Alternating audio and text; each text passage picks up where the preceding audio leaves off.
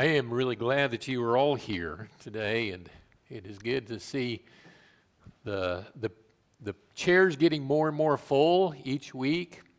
The place I preached at before, we had red pews, and we used to say, "Let's get the red out." But glad that you are here, and if you have not been here before, inside the bulletin is an outline of the sermon. And I think we got a couple of bulletins left back there still, if you want one.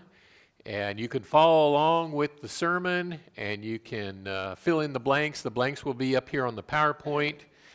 But more importantly, if you could have a Bible in front of you, that's what's most important. And you can open up that Bible to Mark chapter 3. We'll be there in a moment as we talk about, do you love Him? I have a story I want to share with you. You know how the old guys that get together at the coffee shop in almost every town across America, where there's some guy sitting around the table and the cell phone rings. This guy picks it up, he answers it, says hello. On the other end is a sweet voice, and the phone's up so loud you can hear her all around the table. Says, "Honey, it's me. You down at the cafe with the boys having some coffee?" He says, "Yep." "Oh, well, that's nice." Says, "Well, I'm on my way to the mall. You remember that leather coat that I really liked? It's only $600. Do you mind if I buy it?" He says, "No, sweetie, if that's the one you want, you go right ahead. That'd be just fine."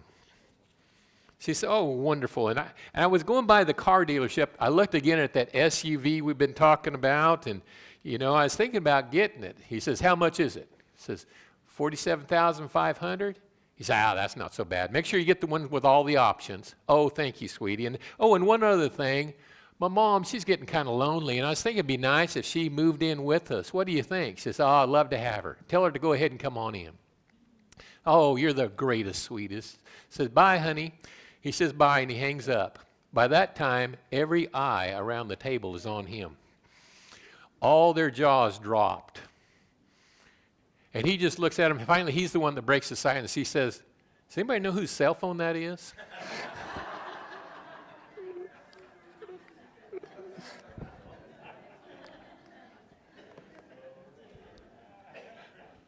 Now, when I tell a joke, the only thing you can hear on the sound when you watch it on the video is just me. You can't hear everybody laughing. So let me say, for the sake of the video, they're rolling over laughing at my joke.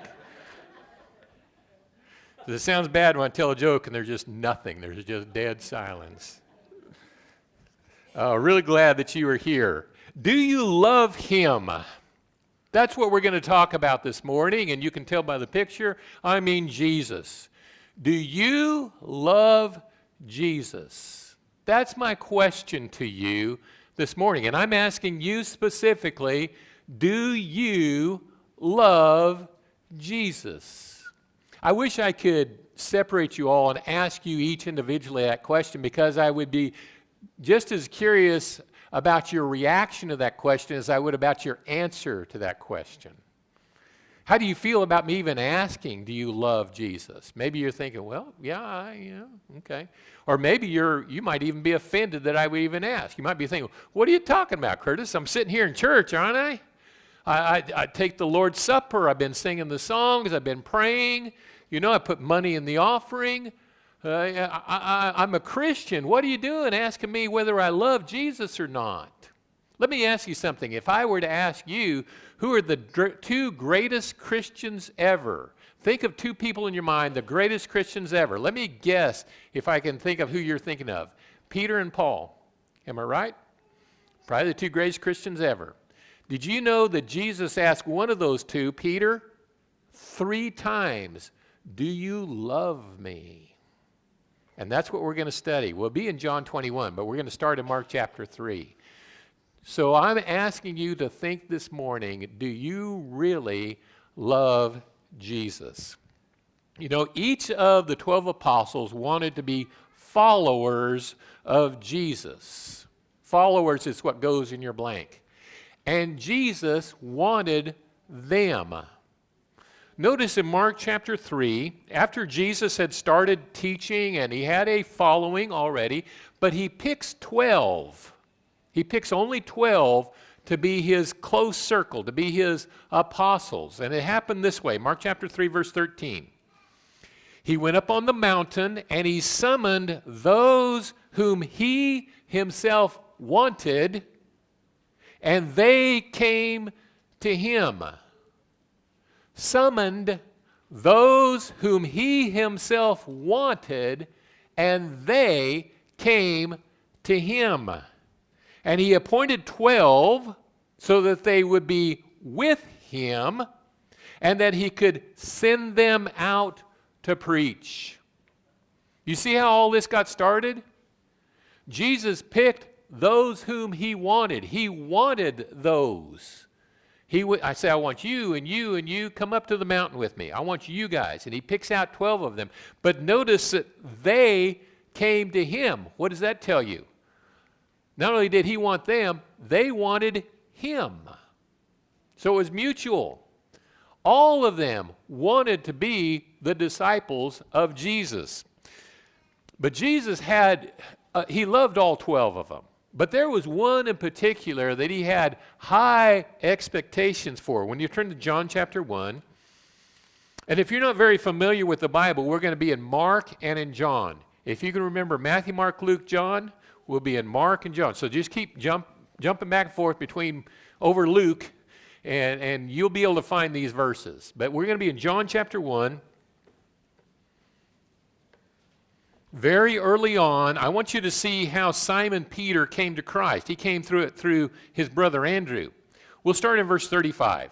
Again, the next day, John was standing with two of his disciples, and he looked at Jesus as he walked and said, "Behold the Lamb of God." Now, the reason it says again is because this event just occurred earlier on in like verses 26 through 31. Now it happens again. They see Jesus. He says, "Behold the Lamb of God." Now the two disciples who heard him speak, and they followed Jesus. These two disciples are Andrew. We know that from verse 40. We'll find that out here in a second. The other one was probably John. This is the Gospel of John, and when John writes about himself, he usually doesn't mention his name. He was in the habit of doing that. So Andrew and John are probably the two disciples. Verse 38, as Jesus turned and he saw them following, and he said to them, "What do you seek?" And they said to him, "Rabbi," which translated means teacher, "where are you staying?" And he said to them, "Come and you will see." And so they came, and they saw where he was staying, and they stayed with him that day, for it was about the 10th hour. One of the two who heard John speak and followed him was Andrew, Simon Peter's brother.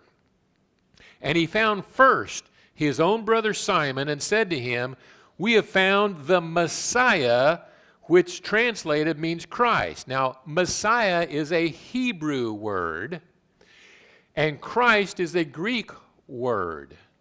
So and this was really confusing, but back in those days they spoke Hebrew because they're Jews, but they had to write in Greek. Everything written had to be written in Greek.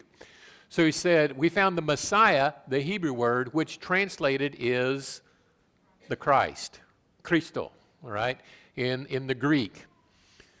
So, verse 42, and he brought him to Jesus, and Jesus looked at him and said, "You are Simon, the son of John. You will be called Cephas," which is translated Peter. Again, the same thing. Cephas is the Hebrew word, Cephas, the Hebrew word for rock. Peter is the Greek word for rock. Now, Simon means listener. And so that's who he was known for. You're Simon, you're the listener. And that didn't fit him, by the way. He was not a good listener. But he was Simon. But from the very beginning, the first time they met, Jesus had a vision for him. It says, "You're Simon, but I see in you, Peter. I see in you a rock. I'm going to make you a rock, Simon. You're going to be great." So this is the beginning. Now turn to the end of the gospel, chapter 21. So now this is after Jesus was tortured, he was scourged, he had a crown of thorns put on his head, he was nailed to the cross. Think about going through all of that. How would you feel about humanity if you'd been through something like that? You know, the excruciating scourging and crucifixion did not dampen Jesus' compassion. I would not have handled that well. But Jesus, he still loved people. And so when we get to chapter 21, Peter's fishing. He's fishing with 6 other disciples, and they've been fishing all night. They haven't caught anything. Jesus is standing on the bank. He shouts out to them, take the net and throw it on the other side of the boat. Now, I'm not a fisherman, but it stands to reason if there's no fish on this side of the boat, why would there be fish on this side of the boat? That doesn't make sense, does it? But guess what? It worked. They lowered the nets. They caught 153 fish, according to verse 11. By the time they get the boat back to the shore, Jesus has the fire going, the coals, and he's got some fish cooking there on the fires. And he says, bring some of your fish, and let's cook these, and let's have some breakfast together. That's the background for what we're going to read in verse 15. So when they had finished breakfast, Jesus said to Simon Peter, Simon, son of John, do you love me more than these? And he said to him, yes, Lord, you know that I love you. And he said to him, tend my lambs. Simon, do you love me? Now this is the apostle who's been following him from the beginning. Simon, do you love me? And they not only ask him if he loves me, he says, do you love me more than these others? There were 6 other apostles there. There would have been 11 at this time. Judas has taken his own life. So there's 11 of them, and 7 of them are right there. Simon and these other 6. Do you love me more than these do? He asked him specifically that. Do you love me more than these? Why would he ask him that question? Well, before the crucifixion, Peter had boldly proclaimed that his love would prevent him from abandoning Jesus even if all of the others failed. Even if all the other disciples. Now go back to Mark. Remember I told you you're going to be jumping back and forth. So go back to Mark chapter 14.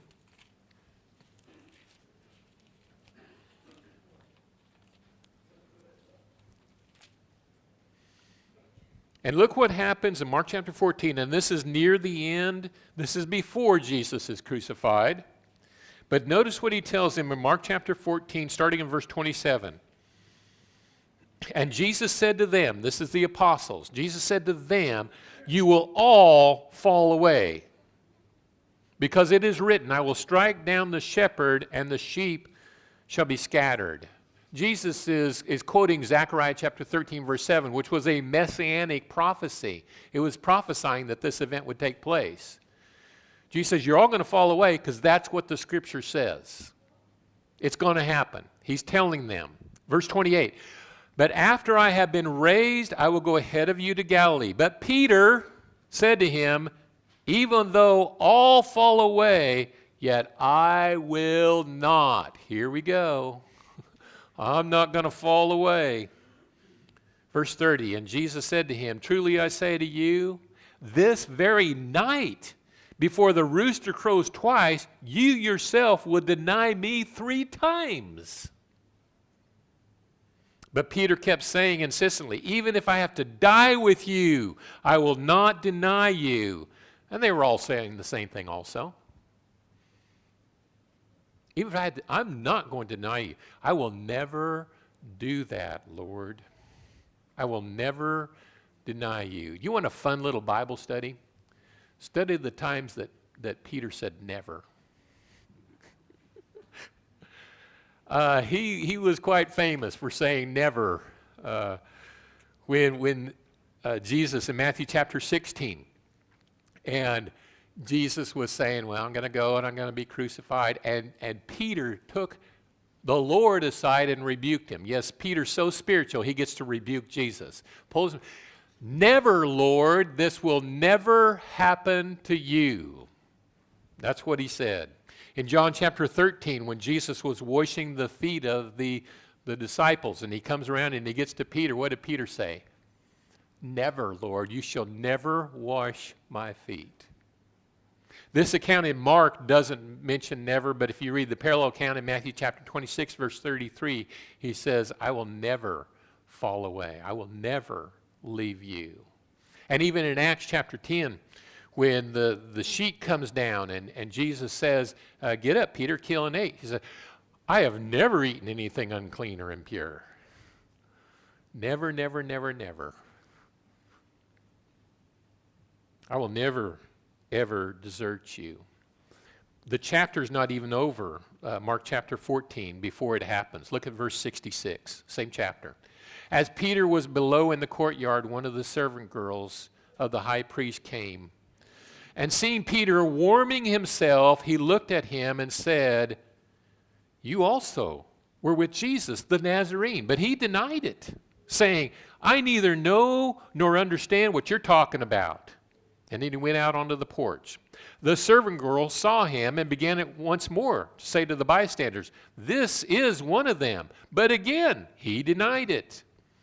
And after a little while, the bystanders were again saying to Peter, surely you are one of them, for you are a Galilean too. And he began to curse and to swear, I don't know this man you're talking about. And immediately the rooster crowed a second time. And Peter remembered how Jesus had made the remark, before the rooster crows twice, you will deny me 3 times. And he began to weep. Have you noticed on the PowerPoints, I've got the little rooster down in the corner? Don't you know that Peter, for the rest of his life, had to waken up to the rooster crowing every morning, reminding him, remember when you denied me 3 times? That'd be hard to live with, wouldn't it?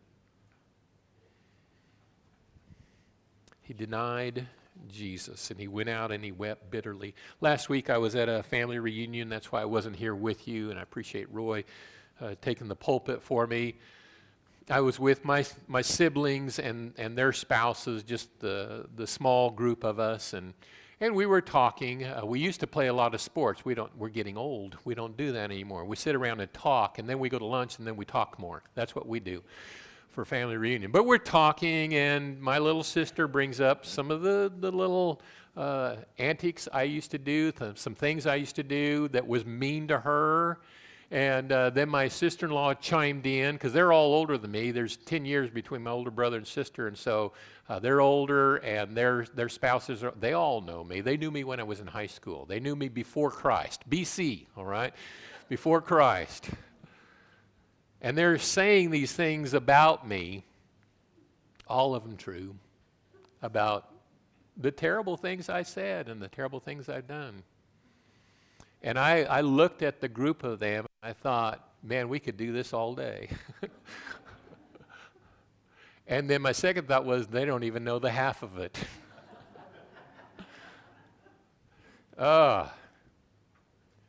Peter denied Jesus 3 times, and I thought, I've denied him a lot more than that. I have.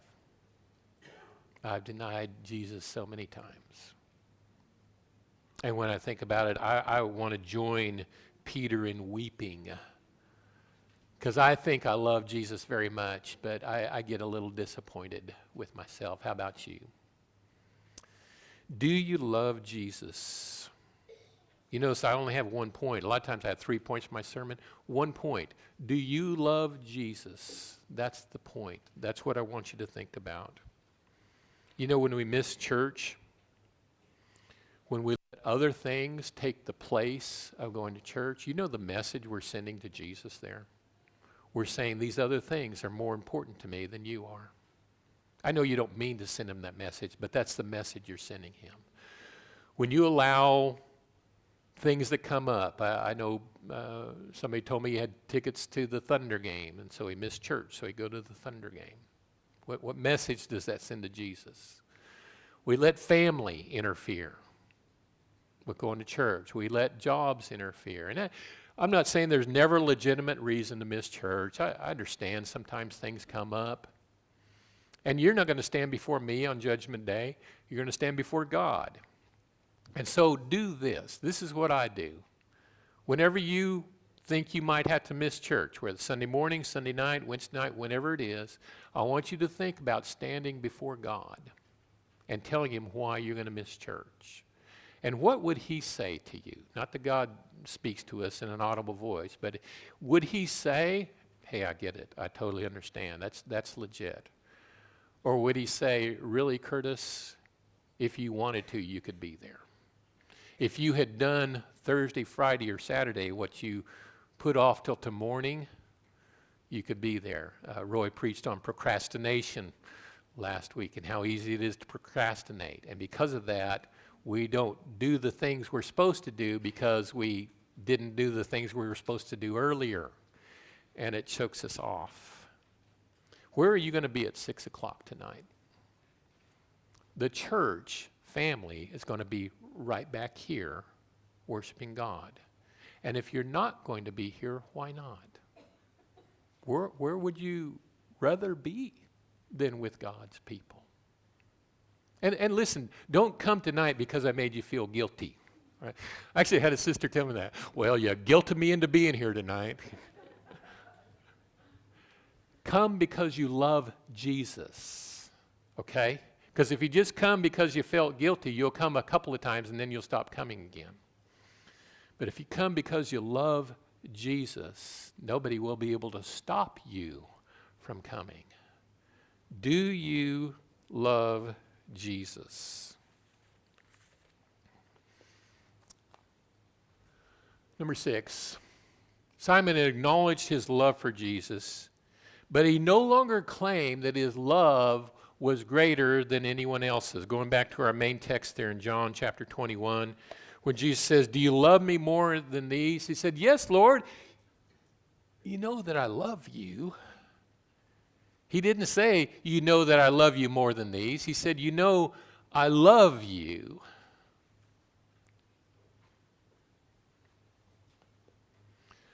Next, to drive the point home just a little further, Jesus asked him again. The next verse, verse 16.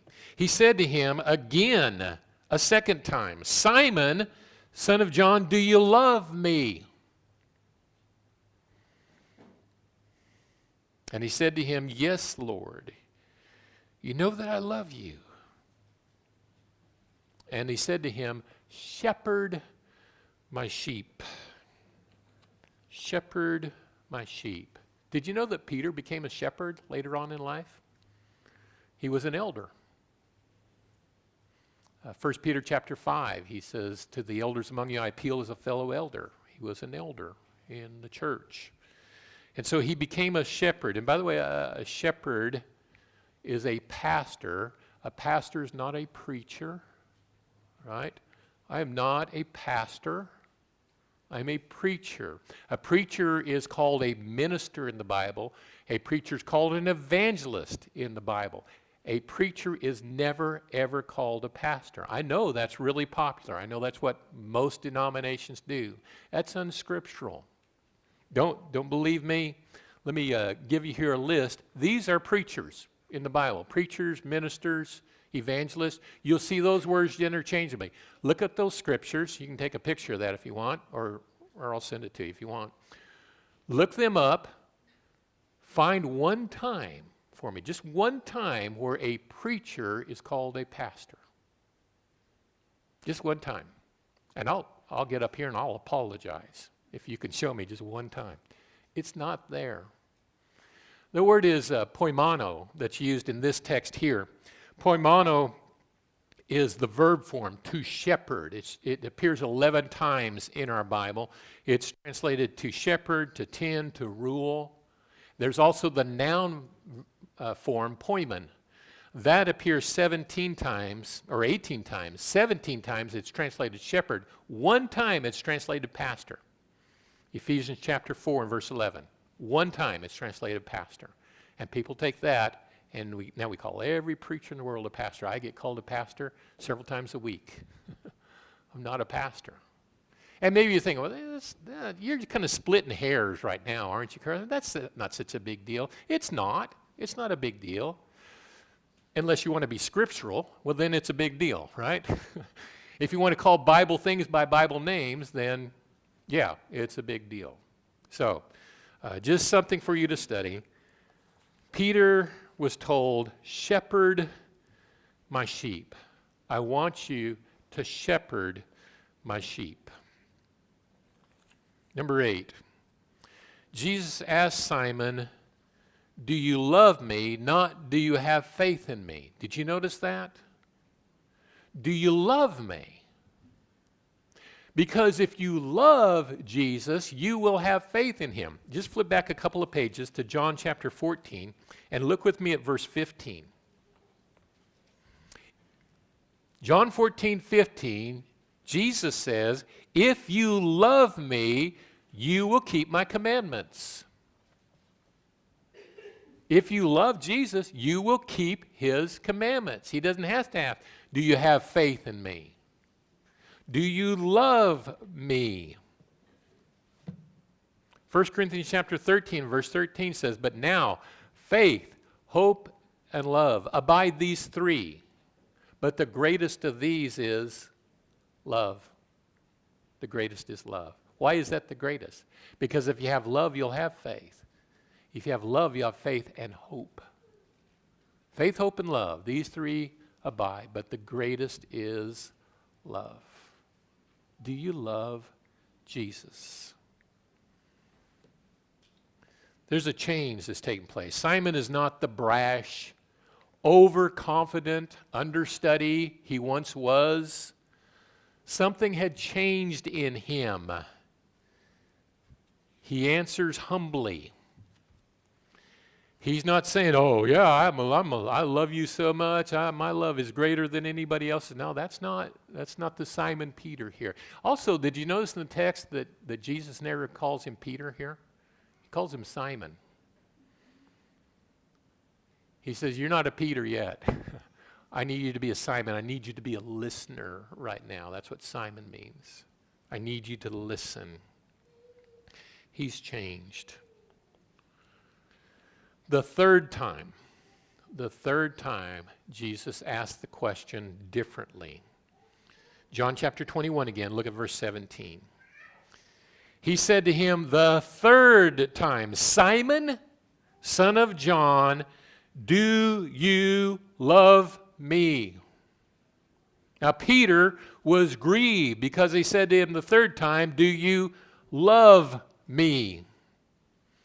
And he said to him, Lord, you know all things. You know that I love you. And Jesus said to him, tend my lambs. I never know how much to make of the Greek, but there's a difference in the Greek words here. So I'm going to put those up on the screen so you can just see this. We read verse 15 already, where after the breakfast, he says, Simon, son of John, do you love me? He uses the word agape. There's several words for love in the Bible. You know this. The two most common are agape and phileo. That's the two most common. Agape is unconditional love. That's I love you no matter what. That's the kind, when it says God so loved the world, that's agape. How does God love us? He loves us unconditionally. It doesn't matter whether we're good or bad, he still loves us. And that's what Jesus is asking Simon. Do you agape me? Do you agape me more than these? Do you love me unconditionally? But notice what he answers. Yes, Lord, you know that I phileo you. Now, phileo is more of a friendship kind of love. Phileo, Philadelphia, city of brotherly love. That's where that comes from. Phileo. Yes, Lord, you know I'm your friend. That's what he says. The second time, verse 16, Simon, son of John, do you agape me? Do you love me unconditionally? He asked him that a second time. And look at the reply. Simon says, well, yes, Lord, you know I'm your friend. He won't go there, will he? He will not say, yeah, I agape you. Yeah, I'm your friend. I love you that much. But the third verse there, verse 17, When he asked him the third time, this time Jesus uses the word phileo. Simon, son of John, do you phileo me? In other words, Simon, am I even your friend? Now do you see why he was so crushed? The third time, because he asked, do you phileo me? Am I even your friend? He says, Lord, you know all things. You know at least I phileo you. Loving Jesus. Why? Why is Jesus putting Simon through all this? Jesus is about to ascend into heaven. Simon is going to stay behind. He's going to become a pillar in the church. Why is he putting him through this? This is why.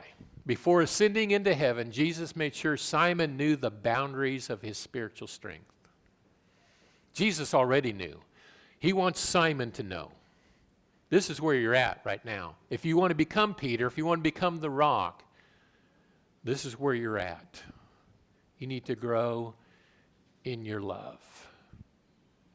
So, one more time, how about it? Do you love Jesus? I want you to pretend there's nobody else in the room right now but you and Jesus. And Jesus looks at you and says, do you love me? What would your answer be? Do you love me? Do you really, really love me? We always offer a song of invitation. And the reason we do this is because after we hear the Word of God, sometimes it convicts us. Sometimes it touches our heart. And maybe you're sitting there thinking, I really don't love Jesus the way I should. If that's the case, maybe you want to respond this morning. Maybe you want to think about coming up to the front. Don't be embarrassed. Nothing to be ashamed of, because we all have struggles, but we will pray for you if that's the case. If you don't worry about what everybody else is doing. If this is what you need to do this morning, go ahead and come up to the front. As we're singing the song, I'll be right up here in the front. Just come up. We'll talk about it. We'll ask the congregation to pray for you. Maybe you've never had a relationship with Jesus. Maybe you're not saved, but you would like to be saved. We would love to help you with that as well. Whatever your need, please come as we stand and sing. Hello, so glad that you watched this video on the Bible study. We love studying the Bible here at Lake Road Church of Christ in Gore, Oklahoma. We'd really love for you to come and visit with us. And so our address is on the screen and our service times. And so just pick a time, come on down. We would love to see you. Thanks again for watching.